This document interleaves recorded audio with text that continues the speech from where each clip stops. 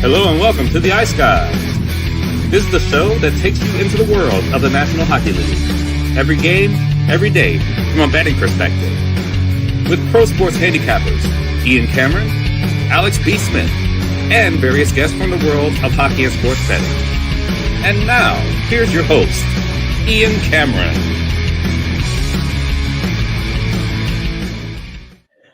Welcome to the Ice Guys, Wednesday, October 15th. Ian Cameron, Alex B. Smith, and it's Wednesday, which means Perlo is on with us every Wednesday on the show, and we're ready to break down a four-game NHL slate. Yes, this card might be light in volume, number of games, but some good matchups on the board, still some good betting opportunities, so we will get to that in just a moment. We'll recap, as we always do, though. We'll start the show with looking back at last night. Well, we grinded out a profit. It was not easy, and we had some ups, we had some downs. When you have a night where you have a lot of winning bets and you don't use any of them as the best bet for the show, it can be a little frustrating. Unfortunately, Lightning Capitals fell short, but we did have Edmonton to get the job done against the Rangers, and now for the first time in history, the New York Rangers, owners of a dubious all-time record of being shut out in their first three home games of the season, the first time that's ever happened in NHL history. Just unreal how the puck is just not going in for the New York Rangers. And what's funny is that they've had chances, they've had opportunities. In the last two home games, they've generated certainly some chances and had some good looks in the last two home games in particular against Washington and Edmonton. But the puck's just not going in for them right now. So, but Edmonton, solid effort. Stuart Skinner was very good in net as well. Had their chances, but puck not going in. And Edmonton with a 2-0 victory over the New York Rangers in that one. We saw Toronto get the job done 7-4. I wish I, wasn't so, pessimistic about this. So I still bet it. I said I have to with the two goaltenders that are involved, Justus Annunen and Caden Primo. And it wasn't obviously a no-sweat winner if you had over in that Nashville-Toronto game. And that is now, going back to the start of last year, 12 straight overs in Caden Primo starts, 12 straight games with 7 goals or more in Caden Primo starts. What an incredible trend that is. And obviously it continued last night in that 7-4 victory over Toronto. That was one of these games where with useless Annunen in between the pipes, where it was kind of like a get-right night for Austin Matthews, who got 2 goals. William Nylander had a 3-point night, 1 goal, 2 assists, 2 players that have been pretty quiet in the first couple of games of the season for Toronto against Nashville last night. So that was good to see. And shout out to our guest, who was a great guest yesterday, Patrick Murray. Excellent work. He had Roman Josi to score a goal in this game at plus 450, one of the props he mentioned in this. And he also cashed his best bet, which was Edmonton with that great price with the puck line, plus 180 at minus 1.5. So shout out to Patrick Murray for doing a great job there on the show yesterday. Toronto did a great job bouncing back from that tough loss against Detroit. Washington 3-2 in overtime against Tampa Bay. It was a back and forth type of game, but the Capitals get it done thanks to a Jacob Chychrun overtime goal. Protas and Wilson scoring for the Capitals as well. And they get the job done over Tampa Bay 3-2. Not a great start to the year for the Lightning when you look at it. Losing to Ottawa and New Jersey at home, losing last night to Washington. Their only win, they hung on for dear life against, probably the worst team they've played so far, the Boston Bruins. So it hasn't been the kind of start John Cooper's team was hoping for. That is for sure. Probably a case for game of the night has to be made for Seattle-Montreal. What a fun game that was. Exciting game. When Ivan Demidov brings it offensively the way he did last night, we see how dangerous, how lethal he can be. And obviously a 5-4 overtime win for the Montreal Canadiens in that game. Cole Caulfield turned into Goal Caulfield last night, as he often does. 2 goals, including the overtime winner. Great hockey game last night. And Seattle's defense and Joey Daccord not quite as locked down when they go on the road, and face a pretty potent Montreal team, as obviously we saw in the first couple of games where Seattle won at home against Vegas and Anaheim. So a little bit different. And that's what I said about Seattle. Be careful about getting too excited about the 2-0 start with Seattle. This road trip's going to test them, and it's not going to get any easier. They're going to play Ottawa. They're going to play Toronto on the weekend. So this is going to be a good test for this Seattle Kraken team this current road trip that they're on. Vegas back from the dead, down 2-1 going into the third. They rally for 3 third-period goals to beat Calgary 4-2. We were the beneficiary, had Vegas team total over 3.5, so it was nice to cash that with that third period comeback by the Vegas Golden Knights. It was obviously Jack Eichel terrific last night. Some bad news, though, for Vegas that Aiden Hill left that game due to injury, and Akira Schmid had to come in. And finish that game for the Golden Knights, but played solid in the third period. But we'll have to see about the status of Hill. It's also his injury status that's led to rumblings that maybe as soon as today or very soon in the future, Carter Hart is going to be announced as signing with the Vegas Golden Knights. So we're going to wait. I think it's going to happen. It's probably just a question of when that gets announced. But Vegas with the 4-2 win against Calgary. It's going to be a tough season, I think, for the Flames. We saw it last night. You know, when Wolf is ordinary, and I think it's safe to say Dustin Wolf's been ordinary so far this season for Calgary to this point. Calgary's going to have a hard time winning games. It's that simple. They're going to need, more than superlative goaltending from Dustin Wolf this year, because the blue line's got concerns. I don't know about their offensive depth necessarily is good enough. So, like I said, for Calgary, a bit of a tough start to the year. Dallas, a 5-2 win against Minnesota. How about the fact that Minnesota, Jonathan Davis made mention of this to us. Every goal that they've scored since their first game of the season against St. Louis has been a power play goal. So no 5-on-5 even strength goals. They've been living off the power play, Minnesota, but what a hell of a power play it is. And it's a power play that got them back into the game in the third period when Dallas started taking penalties. But the Stars survive. They hang on. They get the pair of empty net goals for the 5-2 win against Minnesota, cashed the over at 5.5 for me in that game. Performance of the night. Don't laugh at me when I say this, because you're going to say, come on, you're telling me that the performance of the night was someone beating the San Jose Sharks? And here's why I still think it's the performance of the night. You're 2-0. You're going to the West Coast. You're fat and happy. There's no urgency. Carolina's won their first 2 games. You're playing without your best defenseman, Jacob Slavin, who didn't suit up last night. You're playing with a first-time NHL goaltender in Brandon Bussi, making his NHL debut. And you went into San Jose and you dominated the San Jose Sharks. You shut them down. The shots were like 37-17 at one point in favor of Carolina last night. That's as impressive as it gets. I don't give 2 shits. San Jose's, not one of the better teams. There was focus. They stepped up without Slavin. Everybody played a good game on the back end. Gostisbehere, Miller, Sean Walker. All those guys stepped up on the blue line for Carolina. Bussi was solid in his NHL, very good, in fact, in his NHL debut. Looked solid, and a 5-1 win for Carolina. And a business trip attitude.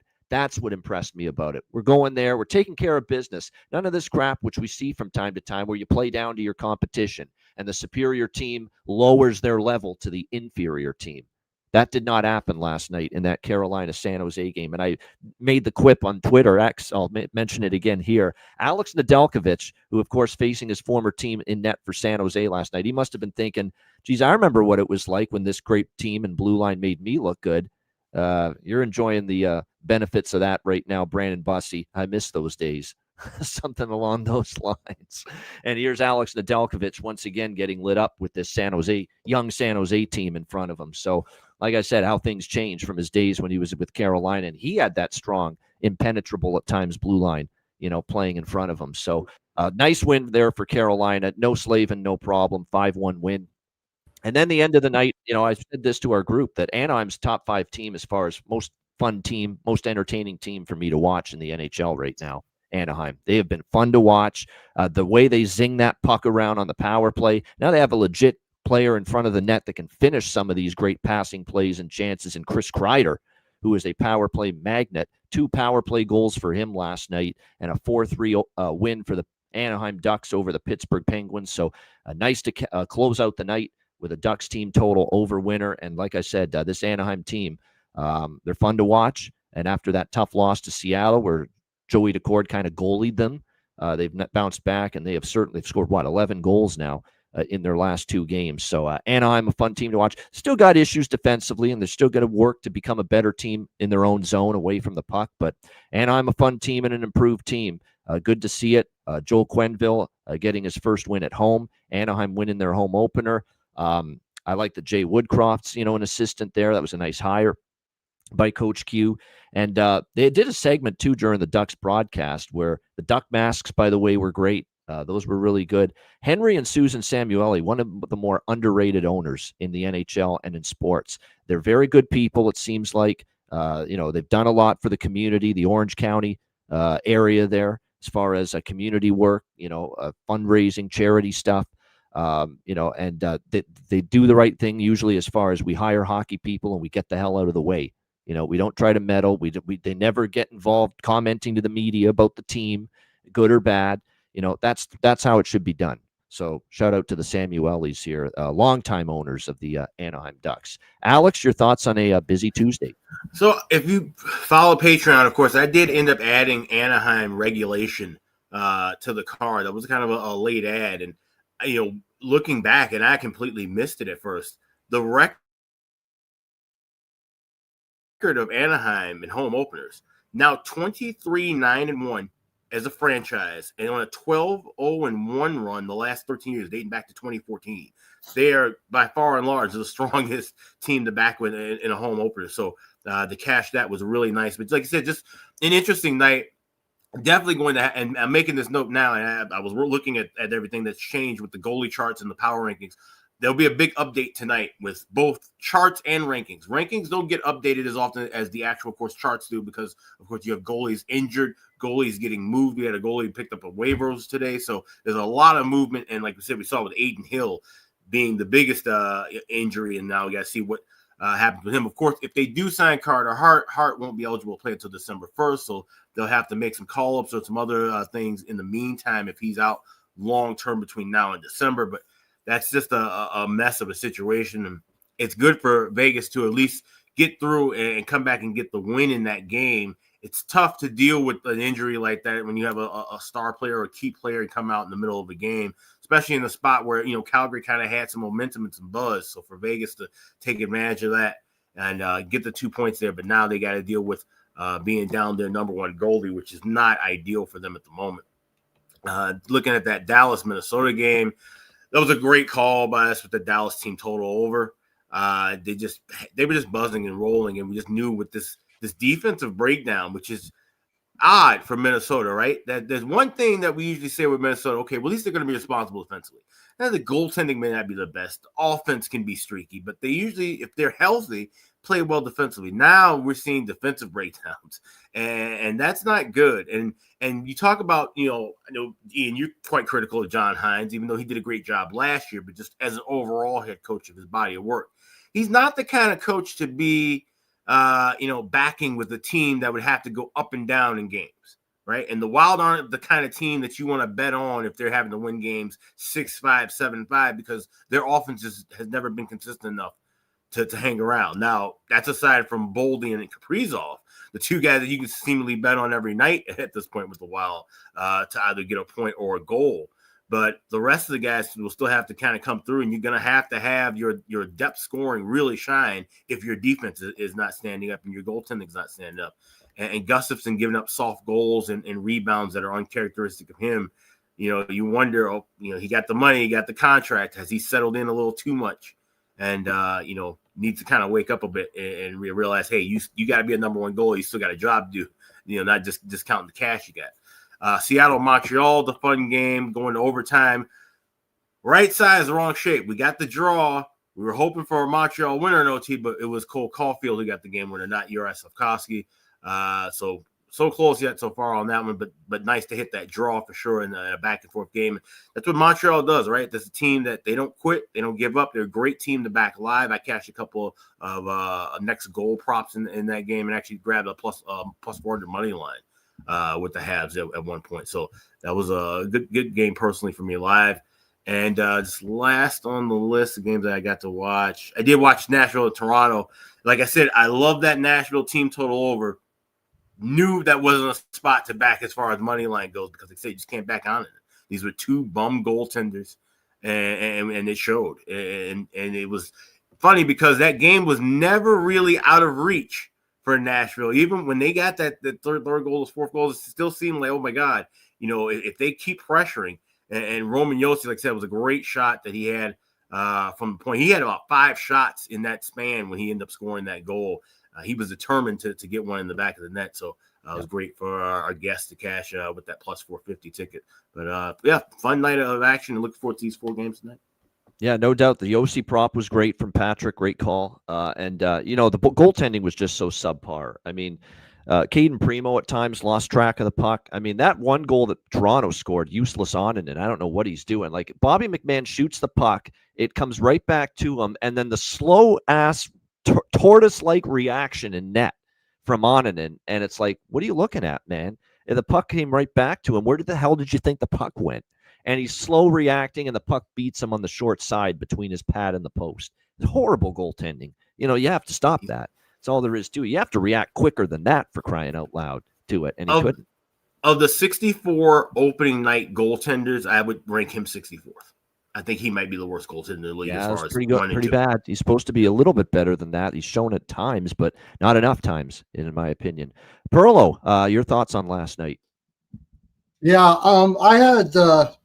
I had Montreal yesterday, and you brought up about the crack, and that's the thing. It's going to be tough on the road for them. Their defense is just not very good. Lindgren and those kind of guys like that. And when the matchups are against them, I think they're going to struggle a lot. Decord can only do so much, and especially when they're on the road, I think they're going to struggle heavy. So I'm going to be against them a lot. I did do a lot of Suzuki and Caulfield parlay yesterday. Caulfield goal and Suzuki assists, and I'm doing a lot of that now. A lot of those, trying to find spots where you got a goal scorer and a playmaker. I also, unfortunately, had Slavkovsky parlayed in there too, but he didn't really do anything yesterday. But I've been doing a lot of those things. The Oilers, shout out to the guest yesterday for -1.5 for the Oilers there. I took him in regulation. I still am not 100% with the Oilers. I still think there's a lot of watch out for them against the Islanders next time. There's not much chemistry going on in those bottom lines. They're trying to figure it out, but right now they're just very top heavy. However, the Rangers actually didn't really look all that bad yesterday. It was not terrible, but I think that Sullivan's got a lot of work to do there. He's going to start calling out players here pretty soon for sure. They got to get it's like they have no chemistry at all, and I think the whole situation, clicking. They're missing the net with their shots. It's like there's a lot of things not. They look a little slow too. That's another thing. Yeah, maybe it's like 3 coaches in the past 5 years might have something to do with it. There's a whole lot. The management there has been terrible. I had the Lightning last night. The Capitals pulled it off, but that's the only play I had on that game. The good thing about it is Vasilevsky looked good. That was a good thing I took out of that game. Yeah, he was better. Yeah, Vasilevsky looked a lot better. The Golden Knights game, actually, I was green yesterday, and a big reason why I was green yesterday was because I took the Golden Knights when they were down 1 to beat Calgary in regulation. There's another team that I think is Calgary. I think is going to be a bottom 5 team in the league. By the way, that division is going to be a fight. They could all be like almost all the teams besides LA, Vegas, and Edmonton could be lottery teams next year. That is unreal. So I put a little bit on Vegas to win the Presidents. I think they'll get it figured out over time. It's just taking a little time for that chemistry to get in. So I put a little bit on that. The Stars game, I had the Stars too. It's just a terrible spot for the Wild. You can say whatever you want, but they got in at like 2 a.m. It's just a tough spot. Yeah, the shootout win against LA the night before. Yeah, tricky. Yeah, it was just a tough. Yeah, I took the Stars in regulation for that one. The Hurricanes, another one. There's another team I like for the President's Trophy, and I'm going to shout out Rico for this. Easy division. I think there's a real good chance they win the President's Trophy. Yep. Yeah, there's a really good chance. So I like them for the President's Trophy, especially when you see them go into play teams like San Jose. Like these guys mean business this year. A lot of teams would go into San Jose and they golf the day before and they go, just try to win 3-1. Not them. They, like you said, they played balls out against San Jose yesterday. And the Ducks, I had the Ducks as well for the same reason that Alex said. It's just, and Pittsburgh's not going to win too much this year. It's fun little thing where they got a nice new coach and they got a little bump and all that kind of shutting stuff. out the Rangers doesn't mean so much now because everyone's shutting out the Rangers. Shutting out the You're Rangers. impressed with Pittsburgh that first game. Whoa, Pittsburgh rolling in MSG, shutting out the Rangers. Well, now we look back on it a week later and it's not so impressive, is it? Everyone's doing it. Yeah, you got a new coach who's known for his defensive systems, but you have Witherspoon on your top LD. I don't care. You can defensive system everything all to hell. But you have Witherspoon, old man Letang. What is it, Shea? Who the heck is that? Like that team is going nowhere. Being said, Ryan Shea's played hard and he's played okay at times. Oh, of course. They're getting mileage out of him, but like I said, that's still they're asking a lot out of him. They can only do so much. They can only do so much. That's right. And so my Crosby to be traded thing I said 2 years ago, I got a whole bunch of cash on that he's not going to end in Pittsburgh. I got cash bets with friends of mine, so I should be able to cash in on that, I figured. No doubt. All right, let's get to Wednesday. We got 4 games on tap, and we will begin with the Ottawa Senators and the winless Buffalo Sabres. Winless and 2 goals scored in 3 games for this Sabres team. We got pretty much even money here, minus 110 both sides. 6 the total in this game. Note that the total's gone up. It was 5.5. It's gone up to 6. I think part of that is the news of Levi Merilainen getting his first start of the season here for the Ottawa Senators, and maybe people seeing that as a significant drop-off from Linus Ullmark. I'm sure Alex will comment on that, what he sees about the difference between the two. But I will say this. Here's the thing with Merilainen. I know he didn't have a great preseason. I know, because I saw the game, saw a lot of the highlights. I'm aware of the fact he didn't look great in the preseason, but you go back to last year in the regular season, he was more than solid. He was very solid, in fact, very good for this team. 8-3-1, 1.99 goals against average, 925 save percentage in his 12 appearances for the Ottawa Senators last year. So he played a really solid game here, played very solid down the stretch last year for the Ottawa Senators. Buffalo, you see, here's the funny thing before you look at this and say, wow, Ottawa's got to probably win this game, right? Well, Buffalo actually swept Ottawa in the season series last year, if you can believe it. 4-0 for the Buffalo Sabres against the Ottawa Senators. But this is a new season, and there's just so much wrong with Buffalo right now. They look disjointed offensively. You know, the fact that they miss Josh Norris badly, of course, that's part of the problem, but you can't just rely on one guy. Josh Norris is going to be a huge part of this team offensively when healthy, but you just need more from everybody. You know, I think Ryan McLeod's at a quiet start. You know, Uri Kulik was bumped down the lineup by Lindy Ruff when they started using him to fill the space and the absence of Josh Norris on the top center spot. So, you know, they're just searching for answers. Zach Benson, you know, slow start. You know, they probably need a little bit more from some of their depth guys, you know, Zucker and Doan and Danforth, Jack Quinn, you know, who's got a great shot. He's kind of got to get going here for Buffalo. We know defensively, you know, that's always been the concern, but and their defense hasn't been terrible. And Alex Lyon is one of these guys that's had a renaissance late in the year. He's played better than he did early in his career, and he's certainly improved over time. But this is still not a New Jersey Devils 1990s defense as far as quality is concerned. And if you're now going to go into one of these ruts where you're not scoring, then you have zero chance of winning any hockey games if you're the Buffalo Sabres. So you need the offense to get going here. Will it tonight against this Ottawa team with Merilainen and net? We'll see. Preseason, Merilainen was shaky, but I caution you, down the stretch last year, he was very good for the Ottawa Senators. Meanwhile, like I said, for Ottawa, a couple injuries, Brady Tkachuk being the big one, and it sounds like they'll know in the next 24 hours, according to GM Steve Staios, if he'll need surgery, which means his absence could be longer. Now, huge loss, obviously. It's on the ice. It's off the ice. It's leadership. It's in the dressing room. We know that. They're going to miss Brady Tkachuk dearly. That being said, it's that angle that I mentioned in this sport and the NBA as well, that quite often we see a team step up first game without a top player, first game without, a captain, in this case with Brady Tkachuk. So I wouldn't put it past Ottawa to really have a hard effort, strong effort, maybe not take Buffalo lightly. And I think maybe I would like to think that they're aware. Travis Green makes them aware of the fact they didn't win a game against Buffalo last year, that let's not let that happen again this year against this Buffalo team. So, obviously there's some things working in Buffalo's favor, right? Buffalo is at home. They have faced, a couple of tough teams, Colorado in particular. But Ottawa's not coming in here, I think, thinking, we can afford to lose. You just came off a 4-1 loss to Nashville on Monday afternoon. So I think Ottawa brings an effort. And if Ottawa brings the focus and the effort like Buffalo likely will, trying to get off the schneid, I still think this price is cheap. And Ottawa's the better of these two teams. So I can't pass up Ottawa here, minus 110 here in this game. That's the bet for me. Alex, what do you think here? Sens, Sabres. You know what I always say about White Castle and Taco Bell, whichever one you choose, they're probably going to make you shit your brains out in the end.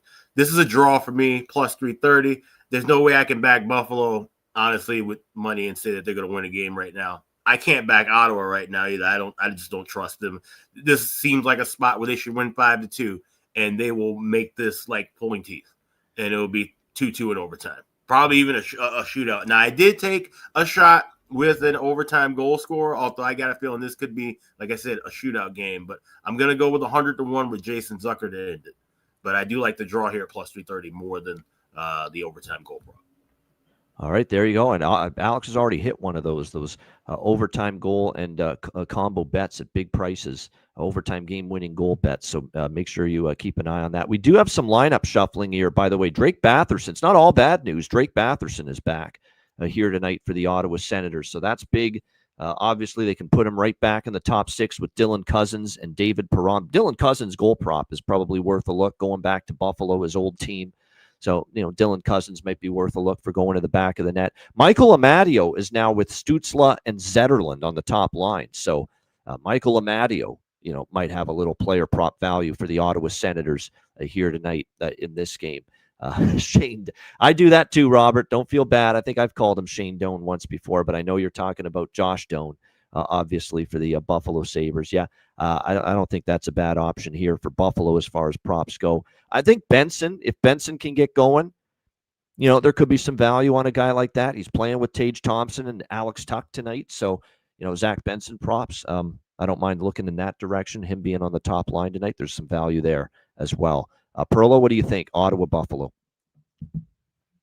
Yeah, when I took a look at their when they play against each other. First of all, last year Buffalo scored in the first period a lot. They haven't been scoring this year at all yet, but they've gone over 1.5 first period almost every time they've ever played. So I got a little shot at over 1.5 first period at minus 125. With that, you mentioned Cousins. I do have the ATG on that. I also have the draw. You already mentioned the draw, so I went with the draw on that for the same reason. I can't trust either one of these teams right now. But I'm going to take Dylan Cousins ATG, and I'm going to take him to score the first goal of the game. So I think he's a little he wants a little bit of revenge on Buffalo here. Not because he didn't want to leave, but it's just sort of the way he left was kind of like, I have a feeling he asked to leave, and now he wants to come back and just put it down their throats even more. I just think he had problems there. So I'm going to take him to score the first goal of the game. And I got Stützle over shots plus 126. I got Cousins for a goal and Sanderson for an assist plus 470. And I got Sanderson over shots. But like you, neither one of these teams are scoring right now. I'm going to be, if that over 1.5 comes in, I'm going to be betting the under for the rest of the game after that. I think it settles out, and I think we see a draw. Yeah, and sometimes when two teams aren't scoring, it stays that way. And then I've also seen on occasion sometimes when two teams aren't scoring and then they play each other, it ends up being 6-5. So interested to see how this one plays out. That's why the total for me, it's tough, right? They haven't always been overs, by the way, lately, full game, that is, with these two teams. Each team's scoring right now, so it's hard for me to trust a total either way, over or under, but I'm sticking to the side here. Pinto, yes, I'm of course. I shouldn't Pinto. Right. Pinto. If I'm betting him to score a goal, obviously I am now. He finally had a game where he did not score the last game against Nashville, but he had scored a goal in every game prior to that. So, yes, I am still looking toward Shane Pinto here as far as finding the back of the net is concerned in this game tonight. All right, next up as we continue along here on this Wednesday slate, it is the first game of tonight's TNT Wednesday night doubleheader. Florida, Detroit. Florida minus 140, road favorites, 5.5 the total. Lord Gambler, the hockey gods, whatever you want to call them, they are going to make life miserable for the Florida Panthers, apparently, to try to pull off this three-peat as Stanley Cup champions. They've already lost Alexander Barkov. They've already lost Matthew Tkachuk, although he will be back at some point later this season. And now, of course, Dmitry Kulikov is now ruled out for the next 5 months due to surgery that he's got to undergo. So, the hits just keep on coming from a injury standpoint here for the Florida Panthers. So the depth of this team continues to get tested. Already without Barkov and Tkachuk up front, now Kulikov. The good news is, don't panic if you're Florida. You're going to miss Kulikov, but Forsling, Ekblad, Mikula, Jones, the veteran Jeff Petrie, and guess who slides in for Kulikov? Uvis Balinskis. And I say that because this guy's played a ton of games for Florida. He's played playoff games for Florida. This team's amazing in that, they're going to miss Kulikov, but Balinskis, the Latvian, can come in there still and play solid for you. And he's played solid for you on the back end, in the past. So it's just amazing the embarrassment of riches this Florida Panthers team has as far as their depth is concerned, that they can put in a guy that's played a ton of games for them on the back end. So, it's not the crushing loss that maybe it is for some other teams. And now up front, there's some shuffling going on. We've got, obviously, with the injuries, Paul Maurice has been tinkering with Bennett with the top two lines. Sometimes he's had Reinhart up there. He's moved Bennett up between the first and second line. Brad Marchand's been a pretty regular fixture early in the year on the top line, but looks like getting his first significant look on the top line is Mackie Samoskevich here tonight for the Florida Panthers. Return of the Mackie Samoskevich getting his opportunity here as far as the opportunity to be on that top line. Looks like he'll be with Bennett and Marchand, Kuhlman, Luostarinen, Lundell, and Reinhart. Could be a really good line offensively for them still. We know Luostarinen and Lundell last year in particular, how they stepped up their game offensively on that side of the equation. Florida looking to bounce back from their first loss of the season against Philadelphia. They're often a team I don't love fading off a loss, so we'll see if they bounce back here. Detroit, meanwhile, ever since Todd McClellan ripped the hell out of them after that Montreal debacle, they go and beat Toronto 2 in a row. Now, let's be honest, the Monday game they shouldn't have won, 3-2 on Thanksgiving afternoon. That Cam Talbot pretty much stole it. It was as good as you'll see Cam Talbot play. And Cam Talbot has been rewarded for that great performance against Toronto on Monday because he's back in net here tonight for this game. But how many times have we said this about Talbot? One great game, one superhuman game in net, not so much the next time we see him. It's been a pretty big consistent with Talbot in the past. I always worry about that. When I see Talbot have the kind of stand on his head game that he had against the Leafs on Monday, I don't always trust him to duplicate that. And oftentimes I don't trust him to come even close to duplicating that. So I'm going to sprinkle. This is not a strong bet. Let me stress that. But I'm going to dabble in a Florida over 3 team total here in this game. And again, at 3.5 at plus money, it's a really good plus price. But how about a 3 instead at around minus 115? A little less, over 3 at minus 115. Pretty good price, just in case if they score just 3, you get a push. I think that's the way I would play it. Florida off a loss. I expect focus from them coming off that game. Detroit, back-to-back wins against Toronto, playing well, no doubt. But Florida, one of those teams, even with the injury to Kulikov now and already missing Barkov and Tkachuk, I think they still could win this game. But I don't want to lay minus 140. I like the over 3 option better, minus 115 here. Alex, what do you think? Panthers, Red Wings. So like I said, it's a Panthers team that, the injury bug's nipping them hard. But at the same time, they have so much depth. And we've talked about this, like I said, going back to last year. Guys who they were trying to struggle to figure out who to play, they're now getting playing time. So like I said, a Balinskis getting into the rotation and getting into the mix, that's completely fine. And this is a Detroit team that, like I said, they have some firepower, especially at home. This is going to be a good back-and-forth game. So I like that over 5.5. I grabbed that at minus $1.24. Now, of course, you're seeing $1.30, $1.35, and a lot of sixes. So I would suggest if you see anything higher than $1.30, wait and try and grab a better price in game. But I also think Florida can win this game here. Like I said, this is a team where that next man up mentality has rung through, especially coming off of a loss. So I'm going to go with Florida tied to the over 4.5, just like I did last night with Washington that came through. Go plus 115 with Florida money line and over 4.5. And then I have a separate bet on over 5.5. All right, there we go. And yeah, obviously, as far as props, by the way, Lucas Raymond, big loss for Detroit, out for this game tonight for the Red Wings. So there's a couple of value. Casper, the friendly betting ghost, of course. Don't even have to say it. Here's a sneaky one. JVR's actually scored multiple games this year for the Red Wings. I know he's down on their fourth line, but don't sleep on this guy here so far this year with James Van Riemsdyk. So actually he only got into the one game and he scored in it against Toronto. Sorry, it was just the one game. But like I said, still plus 510. I mentioned Casper. Mason Appleton is on the top line. He scored against Toronto the other day. There's probably some value on Mason Appleton playing in that top line with Dylan Larkin right now. And then for Florida, as I mentioned, there's no prop as far as value is concerned that I like more than Mackie Samoskevich, with him getting that opportunity alongside Bennett and Marchand on the top line. What do you think here, Perlo? Florida, Detroit.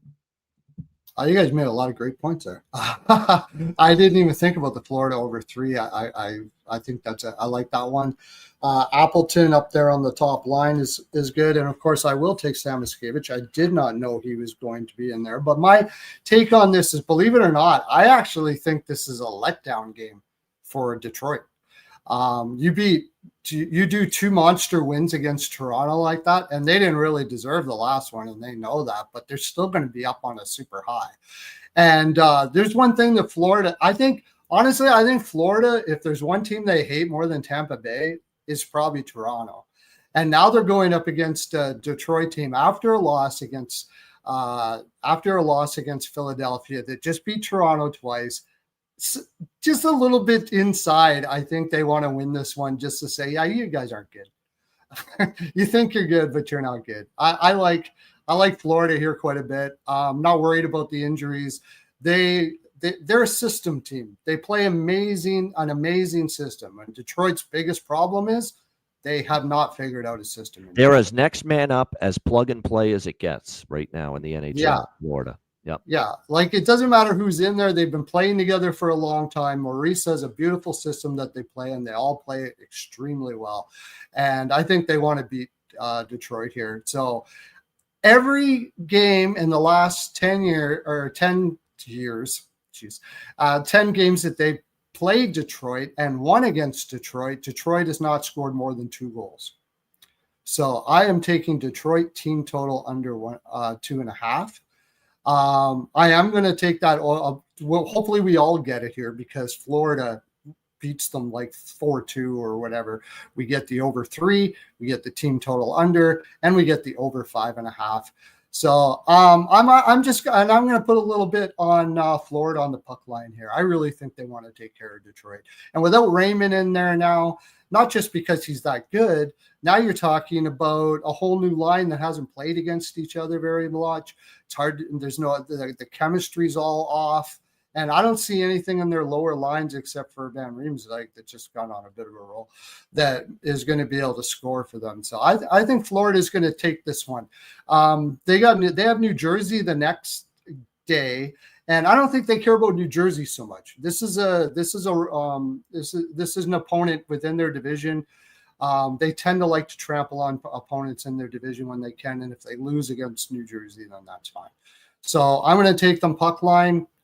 Maybe a little bit of regulation. I really like him here a lot. I'm not going to put huge bets on this. I haven't been putting huge bets on anything much early right now because I usually don't until I start getting better data. As far as the other thing, Lundell. I like Lundell today.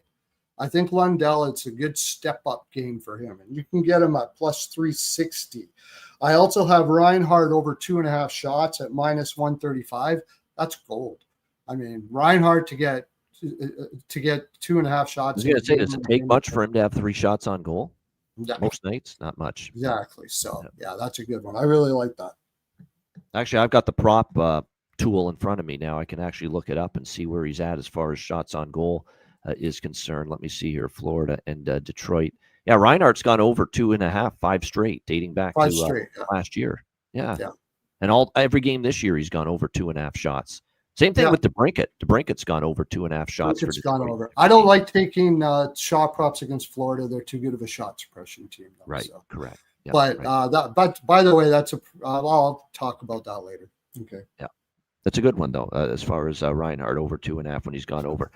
AM in the chat. That's actually, I just noticed this comment because of the fact that apparently this is a system play for him. And, we like our system plays here. But apparently he says a 3-game or more win streak snap for a team. And then I assume that's them playing on the road in their next game after the 3 or more game win streak gets snapped. That means they're a fade. They're a bet against, according to AM here. So Red Wings system bet. All right. You know what? I'm going to write that down and I'm going to track it. I'm going to track it, see what if that comes up again in the future, I'm going to have to remember that.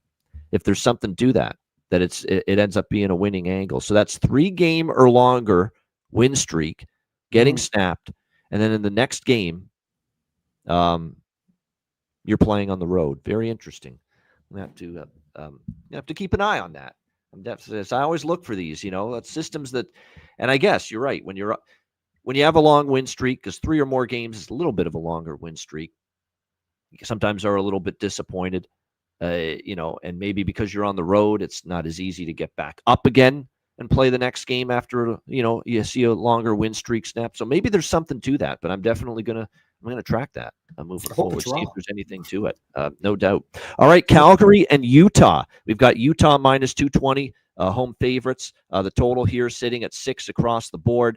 This is just fucking brutal, in my opinion, for Calgary right here, because you've got them coming off the tough loss last night against Vegas, 2-1 lead going into the third, 3 unanswered goals allowed. You lose 4-2. Now you got to go on the road back-to-back. They've already played a back-to-back already this year. Edmonton and Vancouver back-to-back last week. Then they played Saturday, and now you're going to play Tuesday, Wednesday. So you're already in a situation now where this is your 1, 2, 3, 5th game, in about a 1-week span, to begin the season for the Calgary Flames. That's not easy, to have that many games this quickly early in the season. And now because it's also 5th game in such a short 1-week span and a back-to-back and an altitude, thin air. Going to Salt Lake City, Utah here. Oh, and this just happens to be Utah's home opener this season at the Delta Center as well. So very, very tough spot here for the Calgary Flames against this Utah Mammoth team. And you got a Utah team that's coming in here off a tough setback against Chicago in their last game. So you would expect them to be ready to go. So far this year, they beat Nashville in overtime 3-2. They had a tough loss to Colorado 2-1. A tough loss to Chicago 3-1 because they only gave up 13 shots to Chicago and yet lost that game 3-1. Chicago was opportunistic, and give Spencer Knight credit. He was very solid, and I know because Utah had their chances, but Spencer Knight was really good. Now they're back home, though, home opener. They should probably be pretty energized to get back in front of the home fans after that 1-2 start. This could be a very, very tough spot here for Calgary here tonight. So I'm going to go with a sprinkle of 3 different bets here tonight. I'm going to go with Utah first period puck line, -0.5 at a plus price. Utah full game puck line, -1.5, which I don't do many full game puck lines. You guys know that. But I really like this one. I think they could get it by margin. And of course, Calgary getting into Utah, Nick, 100% right. 3 a.m., 4 a.m. likely is what we're looking at. And Utah team total over 3.5. I like that as well. So Utah first period puck line, full game puck line, team total over 3.5. And Devin Cooley is obviously starting tonight for Calgary on a back-to-back with Wolf getting the start last night. Devin Cooley's had some good numbers in the American League level, but we've only got 6 games of NHL work from him, and it was in San Jose a couple of seasons ago. And I know San Jose pretty bad at that time as well, but still not the numbers you want or want to trust a goalie with from his time in San Jose for Devin Cooley.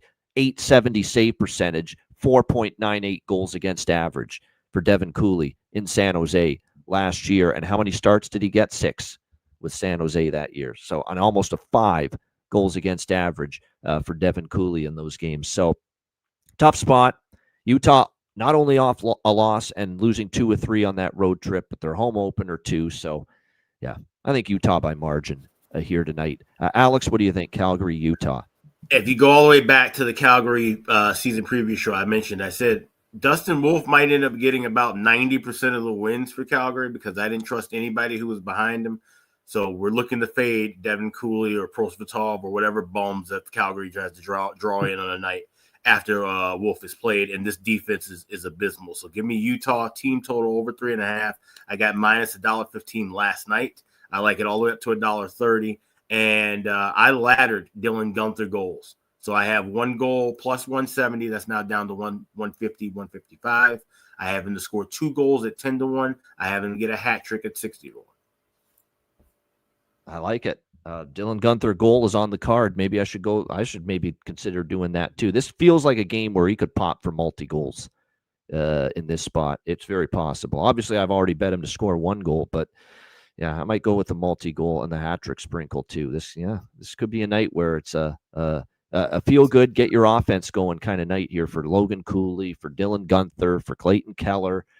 For a lot of these guys up front that, some of them have struggled here, kind of sputtered early in the season for Utah. It's not like they're lighting it up offensively. They're not, so far this year, but this is the ultimate opportunity to get things rolling for a first home game too for JJ Peterka now as a member of the Utah Mammoth as well. And obviously they've still got some injuries like Kerfoot, the veteran, out, Sean Dursey on the blue line out, but yeah, this is just a really difficult scheduling spot early in the year for this Calgary team that unfortunately, didn't think they were going to have a great season and kind of starting to look like it's playing so far up to what I was expecting from them. Perlo, what do you think here? Flames, Mammoth. Yeah, I've got everything you guys basically said. So I'm going to do some stuff. I'll do whatever I don't have that you already have. I'm going to go team total over 4.5 too. I think they're just going to ruin Calgary here. They should. Only problem I have with it is they haven't been scoring a lot lately, but this is the time now. They get the chance. With that in mind, I'm also going to take Guenther to score in the first period at plus 600. And I'm going to take the first goal for Peterka, Guenther, and Cooley, all at 1,200, 1,300, just for a little bit on each. If one of them hits, then I'm doing really well. And I'm going to take Guenther for a goal and Cooley for an assist at plus 390, reverse it for plus 440, and do the same thing for Peterka. And that line should be able to get tons right there. So just parlay all that whole line and you can get plus 490, plus 440. You might hit all of them.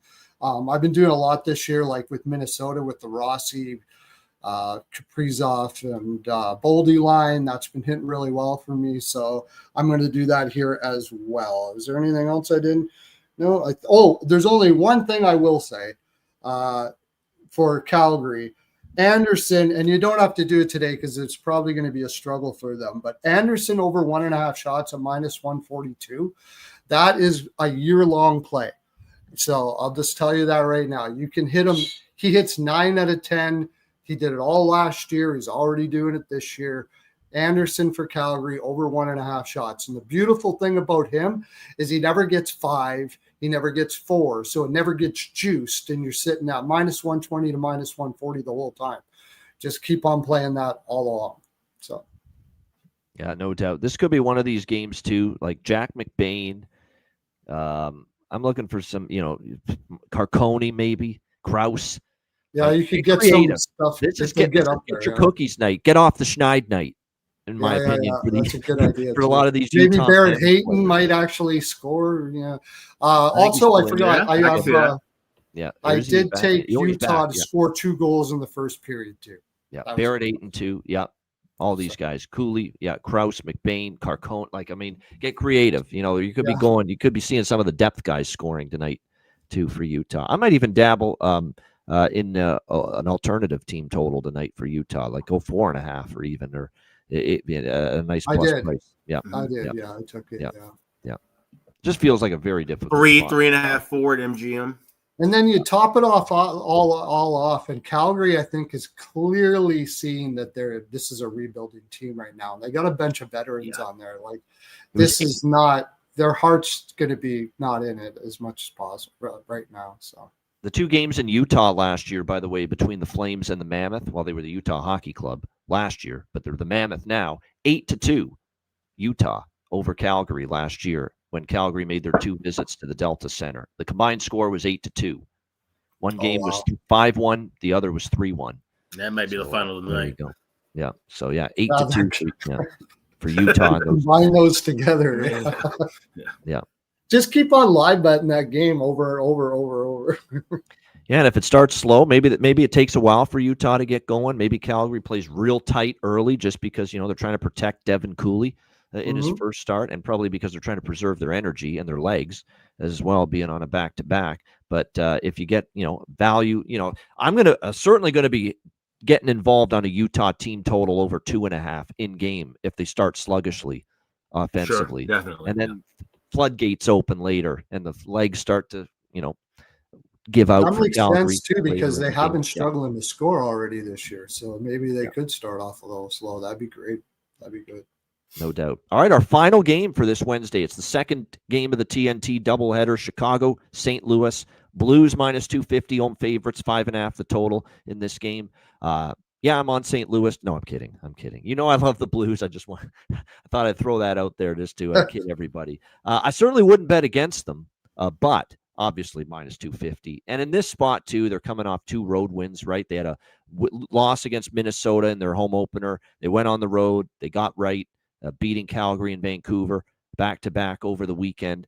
Now they're back home laying a big number. Now, keep in mind, that loss to Minnesota, first game of the year, 5-0 shutout loss it was for the Blues to the Wild. That snapped a double-digit home win streak for the St. Louis Blues dating back to last year. So they had been almost unbeatable here at home prior to that loss to the Minnesota Wild. So certainly they're probably going to want to make amends and some redemption for getting shut out in their one previous home game this year that snapped that streak. So they may not take Chicago lightly as a result here in this game. By the way, Chicago will be missing their captain, Nick Foligno, tending to a personal matter involving his young daughter, it looks like. And she's definitely thoughts, prayers, well wishes to the Foligno family. No question about that. So he will be missing for this game tonight for Chicago.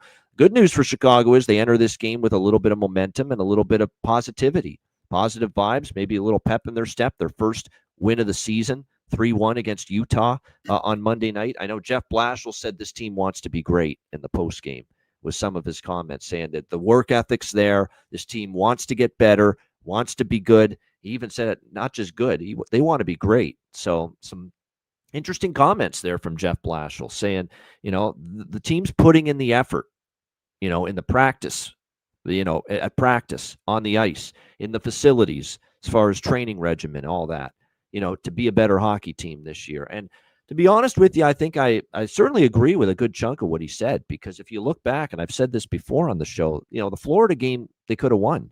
Boston game, they played well enough to win. They lost in OT. Montreal game, they played well enough to win. And then, of course, Montreal scores in the last minute to get the 3-2 win there. So to be honest with you, like I said, I think Chicago had played better than that 0-3 record indicated. So it's not going to be a pushover for St. Louis. I'm almost tempted to take Chicago to score in the first period here, just because you got St. Louis coming off the road trip, the 2 wins out west. And then you've got Chicago feeling good about themselves finally and coming into a game off a win for the first time this year. So maybe they relay that momentum into the opening period, get on the board maybe. And it is Joel Hofer who's going to get the start tonight for St. Louis, not Jordan Binnington. But I like Hofer. It's not a big deal to me going from one to the other. He's very capable. But I could still see Chicago maybe getting that opening 20 minutes goal. And their team total, or to score in the first period, it's -120. It's a pretty good price. So I might dabble in that. But the primary bet for me here is over 5.5, -128. It's been an over series history. And I know Chicago's kind of been trending under, playing low and slow, as Alex says, and, taking care of the defensive end. And they've certainly been a good first period under team so far this season. I think that could change a little bit here. think for St. Louis, there's a little bit greater urgency because they were so awful at home the first game. And plus, we do have Arvid Soderblom in net here tonight for the Chicago Blackhawks, not Spencer Knight. And with all due respect to Soderblom, who's capable every now and then of an uprising and a great performance, he's no Spencer Knight, not in my opinion. So, like I said, with him in net, I think the Blues will be able to find the back of the net. And it wouldn't shock me to see Chicago find the back of the net. We do have an over-series history, primarily with St. Louis and Chicago. St. Louis is 8-2 in the last 10 meetings, but we have seen 4 of the last 5 games go over the total between these two teams. 7-5, 5-2, 6-2, 6-5, and then the one game that stayed under was 4-1 last March. But 4 of the last 5 have gone over between the Blues and the Blackhawks. So, yeah, over 5.5 for me, the primary bet. You can get that minus 125, minus 130. Some books have 6, so shop around, see if you can find that 5.5. Alex, what do you think here, Chicago, St. Louis? This is a great live betting game, TNT game, and this is one where I do like the over. Maybe even over by the fact that, like I said, with waiting live, we see where the pace feels out early and either grab a better price with just full game over or go with the over by fact in game. This is a spot where I really wanted to bet Chicago at plus 200, plus 190. I was hoping that it would be a Spencer Knight start. Like I said, kind of continue that momentum off of the win, but now going with Soderblom, like I said, the Blues have been able to pick on him well. This could be a high-scoring game, so I can't take the Hawks live, at least pregame. Maybe look for them live. Like I said, the effort's been there, the energy's been there. Like I've been seeing them and hearing the quotes from practice about how hard they work, and they've been skating them to death in practice. You got to see the results come out of that, and you got to see the victories, because you don't want it to get to a point where you're working so damn hard in practice and you're still losing games, and now these guys get discouraged, and now they're not working as hard in practice, or they're taking minutes off in game because they're so damn tired from working so hard in practice. So that's the thing you kind of worry about when you hear quotes about, they're practice warriors, practice champions. Okay, cool. Well, now start winning some shit in games. So I want to see things live and see how they progress, but definitely will be more than likely on that full game over. Just want to get a better adjusted pricing game. All right, looking for some live bets here for Alex when it comes to the Blackhawks and Blues. Yeah, as far as props go, for me, just a couple that I'll mention here as I look at the lineups. Yeah, I'm going to Holloway. Yep, we'll sprinkle on Holloway. I like Neighbors, though. Neighbors has been finding the back of the net the last couple games up on that top line with Thomas and Buchnevich. You know what's been a really good line is that he's put Snuggerud down with Suter and Joseph, Jim Montgomery, and they've been clicking. There's chemistry there. I've seen it now. I mean, this is now a couple games. They've looked really good as a trio, that line. Matthew Joseph, Jimmy Snuggerud, and Pius Suter for the St. Louis Blues. So Snuggerud and Suter, certainly interesting me as far as value props on the St. Louis side of things here tonight. And then for Chicago, Burakovsky is still with Bedard. Colton Dach is there as well with Connor Bedard. So both of those, offer up some good value. I mean, I don't even need to say Frank Nazar anymore. He's a threat most nights. But I think if you're looking for even greater value, Nazar obviously could certainly come through tonight, but and cash in and produce. But Burakovsky and Dach, flanking Bedard, definitely some value with both of them tonight. Perlo, what do you think here? Blackhawks Blues. Well, what I thought and what I'm going to do now are that you guys have been talking, because I didn't know Soderblom was going to be in when I was looking at Chicago as well. But I do like the over. The thing is okay, their captain is, why Foligno is taking a couple days off. Yes. His daughter is really ill, right? You Yes. telling me Chicago not going to be playing like a mother for this? This should be a Chicago come out barreling, and I could see St. Louis taken aback by it right away. I like the Chicago goal. I'm going to put a little bit on Chicago first goal too. I think that they're going to come out flying. I do like them to get on the board in the first period. I do like that. I do like that. Too. I'm just going to put a little bit on that. The Chicago first goal. I kind of like the over 1.5 for that reason, because if I like Chicago to score, they haven't been doing very well in the first period. then I imagine there'll be another goal in there too. I mean, we're talking about Soderblom here. St. Louis will probably wake up. You could see both teams to score. Why not throw a little bit on that as well? Both teams to score. I like the over 5.5, and good thing that you mentioned Neighbors. If you're going to take Neighbors, again, here's one of those things that I've been doing lately, and it's been working really well. Take Neighbors. If you take Neighbors to score a goal, just take it by itself, but also take Thomas for an assist parlay with him. He's on the same line. He's a great playmaker. He'll probably be in on that goal, or he'll get an assist sometime in the game, and you get that at plus 420. You can also take Buchnevich for an assist at plus 550. I'm going to put a little bit on another. Holloway's got to get going here, right? It's time for him to score. He's got the good thing about him not scoring. Well, he does have one goal, but you're right. It's been It's plus 270 right now. Yeah. So I'm going to throw a little bit on that. And you brought up something really good. Again, I like Snuggerud because he's been doing so well. But I'm going to take him for a goal, and I'm going to take Pia Suter for a point with him as another parlay for this game as well. So, and then of course with Chicago, if they're going to score, if we think that it's going to be an over, Nazar points and Bedard points parlayed, all of those sort of things like that. Because those are the guys that are probably going to be scoring if they score. Rinzel and an Nazar point or something like that. So I've been impressed with Sam Rinzel here early on. Yeah. Couple notes too with the Hawks too. Artem Lashunov moving to the second power play, quarterbacking that for tonight. There's no power play point available for him, but if you look for him just to get a point, that's something to take in consideration. And also in reference to with Foligno, his daughter had been ill for quite some time. That's been kind of a thing. They have a whole there's a GoFundMe and everything that's been going on for a while. So this is another surgery she's having. So it's not so much a galvanizing moment like I'm thinking in the sense that this is new. This has been something that's been going on for a while. Something that's been going on for a while. Franchise is fully aware of it too. That's why they made the statement today saying that he'll be taking some time for a while. So this has been a developing thing. Wishing the best. One more play, and you didn't bring it up, but we've kind of back and forth on this game quite a bit because of the Blues also have Dallas after this. Plus 390 for the draw. I take a stab at it. That high of a price, it's worth a sprinkle. Yeah. It's a big especially price, especially now that it's Hofer, because I was wondering about that too. Would it be Hofer or Bennington? Now you have battle of backups at that high of a price. That's something worth looking at. Yep. Yeah, draw plus 390 for anyone interested. That's certainly a better price than you get on many of them.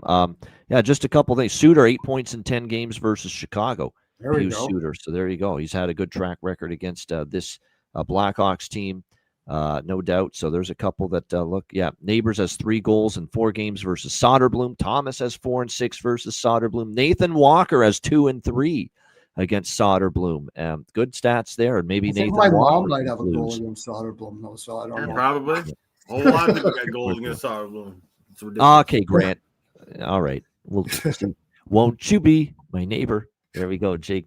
Don't say I don't do anything for you crazy bastards that watch and listen to this show, and everybody in the chat here. So there you go. See, they wanted Mr. Rogers' Neighborhood sing song from me, and there we go. I gave it to you. See, don't say I don't do anything for you. All right, great stuff. Shout out to everyone in the chat. Hit the like button. We appreciate it very much. Like I said, looking forward to this card, even though it's only 4 games, some good matchups, a couple TNT games. Excited about that. Excited about our sponsors that support the show as well. WizardSportsPicks.com. Make sure you check it out, of course, at that site, WizardSportsPicks.com. Great handicapping roster.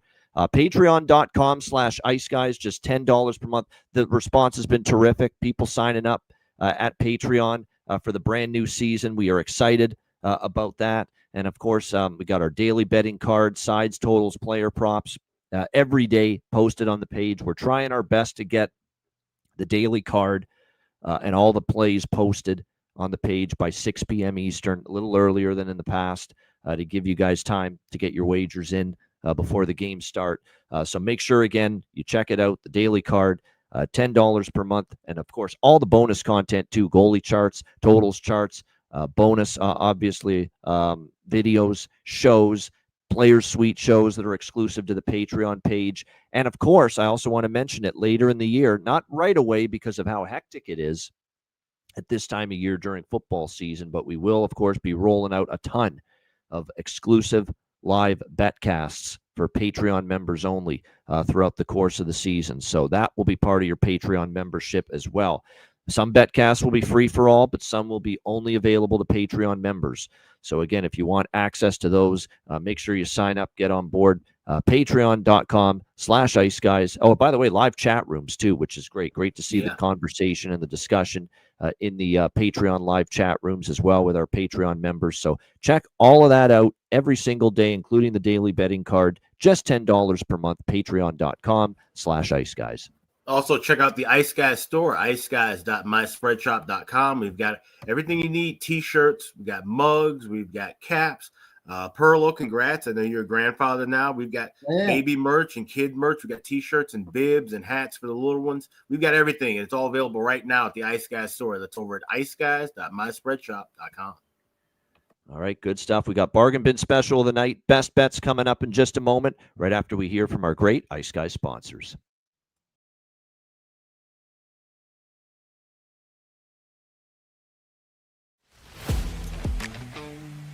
Wizard Sports Picks, featuring the finest handicappers in the universe. Sharp insights, trusted picks, and relentless results. We strive to help you become consistent winners. This is Wizard Sports Picks.